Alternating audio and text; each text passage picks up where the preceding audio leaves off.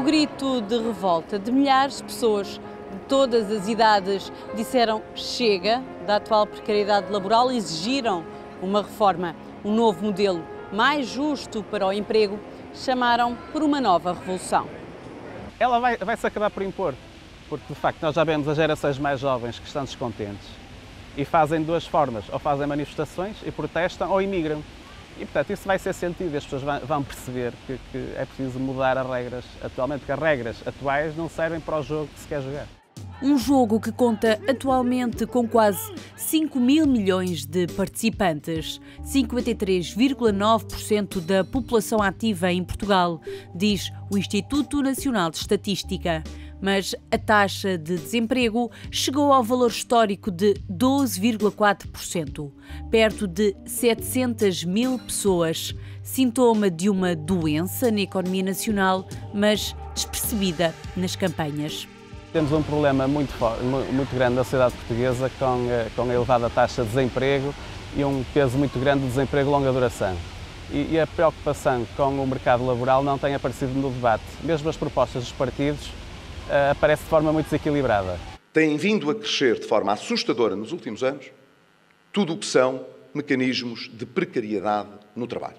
Quem entender que se deve permitir o despedimento sem justa causa, quem achar que os contratos a prazo podem ser meramente verbais, pois sabe bem qual é a sua opção, que encontrará essa opção nas principais forças de oposição. Olhando para o que propõe o Partido Socialista para o mercado laboral, o enfoque está na redução da precariedade do trabalho e no corte de custos para o despedimento, com recurso a um novo fundo de indemnizações. Ora, na verdade, os socialistas defendem a implementação do acordo assinado na concertação social em março, quando era um governo, um programa parco em palavras, diz o especialista. Também não descola muito daquilo que está no acordo tripartido. Põe uma norma que acho que é positiva, que é conversando os, entre aspas, falsos recibos verdes em contratos a termo, portanto, em contratos a prazo. Mas é só isto. É só isto que lá temos, não temos muito mais. Mas esta proposta contém o perigo do abuso na utilização dos contratos a prazo, alerta João Cerejeira, que diz que apenas 10% deste tipo de contratações se transformam em vínculos definitivos. A pensar nos que pagam salários e movem a economia, os empresários, o PS propõe que paguem menos para despedir os futuros novos contratados. As indemnizações a pagar sofrem um corte de 30 para 20 dias por cada ano de trabalho, 10 dos quais a pagar por um fundo empresarial. Esse fundo é transferível de empresa para empresa, isto é, a indemnização tem a ver não só com a antiguidade na última empresa, mas toda a antiguidade do trabalhador no mercado de trabalho, ou seja, tendo em conta a carreira contributiva do trabalhador. Portanto, isto é uma forma de fazer com que haja mais mobilidade de trabalho. O PS defende que, com maior articulação no mercado laboral, com horários de trabalho negociados, os patrões tenham como voltar a contratar e a ajudar a reduzir o desemprego em Portugal. Também o PSD considera que é preciso alterar as ligações contratuais previstas na atual lei laboral. No programa eleitoral, propõe um sistema dual, que se alargue o período experimental, mas que passe a existir apenas um tipo de contrato. O objetivo é acabar tendencialmente com os contratos a termo. Lê-se na proposta. Não é uma proposta, digamos, original do PSD, é uma proposta que tem vindo a ser debatida noutros países da Europa, nomeadamente países que têm problemas de segmentação do mercado de trabalho, na existência de uma proporção grande de trabalhadores muito protegidos e depois de uma franja considerável de trabalhadores não protegidos ou que não têm acesso sequer ao subsídio de desemprego. Mas o PSD também previu recurso ao trabalho temporário, mas desde que respeitados os limites percentuais deste tipo de contratação. Ao mesmo tempo, aumentar a flexibilidade com os horários de trabalho adaptados às necessidades das empresas. Propõe a redução dos custos com horas extras e a introdução de bancos de horas estabelecidos por acordo de empresa. desburocratizar as relações laborais, acabar com a precariedade, abusos contratuais que comprovam a rigidez do mercado, considera o PSD, e tal como também supõe o acordo tripartido assinado na Concertação Social em março, com o governo perto de ser demissionário. Se balizarmos as propostas do PS nas propostas do acordo tripartido, as do PSD são acordo tripartido, mas com mais coisas. Também o acordo tripartido recebeu a bênção dos técnicos do FMI, BCE e Comissão Europeia, que estiveram aqui reunidos com sindicatos, patrões e partidos. No final, acabaram por acrescentar alguns pontos importantes ao que tinha sido assinado. Quando os partidos delegam na Troika, ou nas propostas que estão do acordo tripartido, estão a delegar em muitos aspectos que ainda estão completamente em aberto. Quem ganhar as eleições tem um trabalho muito grande a fazer. Não se pense que é só pegar no acordo e transformar o acordo em artigos do Diário da República, não é isso. Ainda assim, o acordo deixa algumas dúvidas quanto à contratação coletiva, diz o especialista. Não se percebe se é ao nível da empresa ou do setor, nas empresas com menos de 250 trabalhadores. Ora, uma indefinição que atinge grande parte do tecido empresarial português.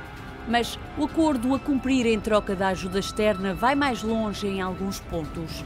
Deixa antever que as regras para as indemnizações por despedimento também vão acabar por abranger no futuro os atuais contratos e são revistos alguns critérios para despedir por inadaptação e extinção do posto de trabalho. Os bancos de horas vão passar a ser negociados diretamente ao nível da empresa e vão haver cortes no pagamento de horas extras. Os aumentos salariais vão passar a ser indexados à produtividade e não se prevê que o aumento do ordenado mínimo para os 500 euros seja cumprido este ano. Prevê a missão técnica que esteve em Lisboa que, com estas medidas duras, Portugal torne o mercado laboral mais flexível e com mais oportunidades e desapareça o medo dos trabalhadores face ao desemprego. Em Portugal é dramático cair no desemprego. Isto é, tem o subsídio de desemprego até relativamente generoso, agora vai ser reduzido, não é? Isso também é algo que vamos ver, porque se não houver crescimento económico, daqui a uns anos podemos ter um problema social muito complicado.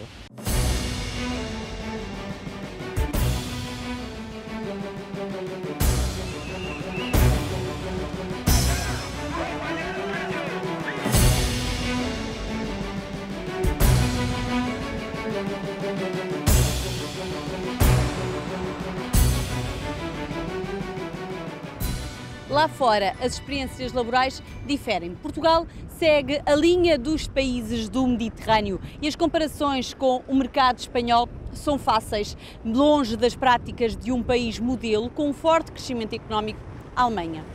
Mas o mercado laboral espanhol acaba por ter diferenças significativas, diz o especialista, para combater um problema estrutural bem mais grave, onde a taxa de desemprego é perto do dobro da de Portugal. Prevalecem os contratos a termo, sobretudo entre os jovens, como muleta para a contratação. Mas os espanhóis já perceberam que o atual modelo laboral não é sustentável no futuro. Os nossos problemas são muito semelhantes aos espanhóis. Eles já começaram essa discussão, portanto já reduziram as indemnizações, o número de dias por cada ano de serviço eram 45, passou para 20, que vai ser o mesmo cá em Portugal. Portanto, há um conjunto de medidas que estão a ser tomadas em Espanha que basicamente estão vertidas na Troika. Os espanhóis já começaram a discussão da reforma há 6 meses para reduzir a dualidade acentuada entre trabalhadores e tentar aproximar-se dos países do norte da Europa, onde o mercado laboral funciona. Prova é o crescimento económico.